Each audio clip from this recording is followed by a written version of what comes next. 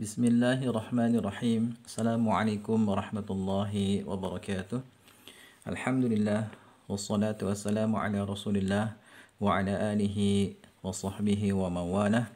Amma ba'du ikhwani wa akhwati fillah rahimani wa rahimakumullah.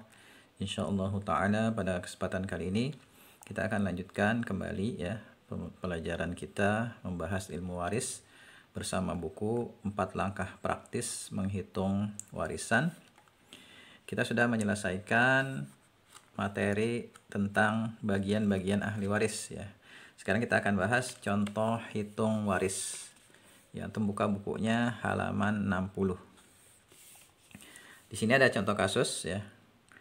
Yaitu yang pertama, fulan wafat meninggalkan 2 istri, ayah, ibu, nenek jalur ayah, 1 laki ya, 1 anak perempuan dan 1 saudari kandung.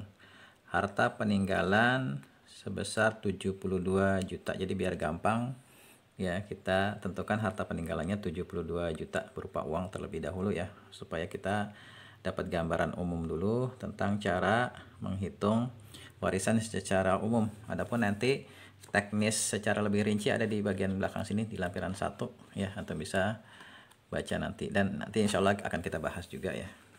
Jadi itu ya. Nah, di buku sebenarnya sudah diberikan penyelesaiannya di sini. Cuma di sini saya ingin memberikan penjelasan di papan tulis supaya lebih paham ya. Coba untuk perhatikan di sini. Jadi ahli warisnya itu ada ahli waris fulan ya. Berarti fulan itu kan laki-laki ya. Ada istri 2 orang ya. Kemudian ada ayah, ada ibu, ada nenek jalur ayah. Kemudian ada anak laki 1 orang, anak perempuan 1 orang, dan saudari kandung. Ya, kalau kita mau pakai 4 langkah praktis menghitung warisan, yang pertama kan tentu saja kita harus memastikan dulu ya bahwasannya rukun dan syaratnya terpenuhi dan tidak adanya penghalang bagi waris. Ya, kita anggap itu sudah terpenuhi langkah 1. Kemudian langkah kedua, kita tentukan ahli waris. Nah, ini ahli warisnya ini. Ya, jadi kita anggap ahli warisnya itu cuma ini. Kemudian langkah yang ketiga adalah ya kita coret ahli waris yang terhijab. Nah, di sini yang terhijab nih, nenek jalur ayah. Ya, kira-kira siapa penghijabnya? Masih ingat? Ayah. Ya, ayah ini menghijab nenek jalur ayah, kakek jalur ayah. Jadi ini kita coret. Ya. Kemudian siapa lagi yang terhijab ini? Saudari kandung. Saudari kandung terhijab oleh anak laki dan juga oleh ayah. Jadi sisa ahli warisnya tinggal ini ya. Nah, kemudian kita tentukan langkah keempat adalah kita tentukan bagian masing-masing ahli waris. Ya, di sini istri kita sudah bahas ya. Istri kemungkinannya bisa dapat 1/4, bisa juga dapat 1/8. Dapat 1/4 kalau mayit tidak memiliki keturunan. Tapi kalau mayit memiliki keturunan, ya memiliki anak atau cucu, maka istri dapat bagiannya 1/8. Nah, di sini karena mayit memiliki keturunan, maka istri dapatnya 1/8, dan ini nanti dibagi rata. 1/1, makanya di sini ditulis 1. 1 ini poin.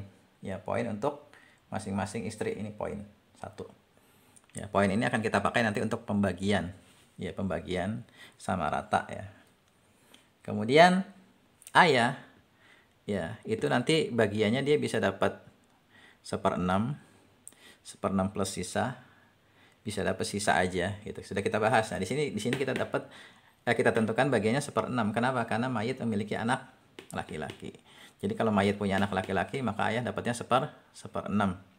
Ya, tapi kalau nanti mayit memiliki anak perempuan aja, nggak ada anak laki-laki, ayah dapatnya 1/6 plus sisa. Tapi kalau mayit nggak memiliki keturunan, ayah dapatnya sisa. Nah, itu sudah kita bahas ya. Kemudian ibu dapatnya 1/6. Ya, ibu bisa dapat 1/3 atau 1/6. Dapat 1/3 kalau mayit nggak memiliki keturunan dan juga tidak ada sejumlah saudara. Tapi di sini karena mayit memiliki keturunan, maka ibu bagiannya 1/6. Kemudian anak laki, ini bagiannya sisa. Ya, al-sobah dia. Anak perempuan, 1 orang mestinya kan setengah. Tapi karena ada anak laki-laki, maka dia ketarik ya oleh anak laki-laki untuk mengambil bagian sisa. Sehingga di sini anak laki dan anak perempuan di sini mengambil sisa dengan perbandingan 2/1. Ya, di sini angka 2 sini poin untuk anak laki-laki ya. Angka 1 poin untuk anak perempuan. Nah, sekarang yang jadi pertanyaan, berapakah sisa ini? Nah, cara ngitungnya diantaranya seperti ini nih. 1/8 ya, 1/8 ditambah 1/6 ditambah 1/6 ditambah X ya, anggap sisa itu X sama dengan 1 ya, sama dengan 1. 1 ini untuk menunjukkan bahwasannya semua harta itu habis dibagi kepada seluruh ahli waris. Maka X di sini nanti cara ngitungnya di sini X sama dengan 1 dikurang penjumlahan ini dan ini. Ya. Nah, kita cari KPK dari 8 dan 6. Ketemu 24. Nih KPK-nya 24.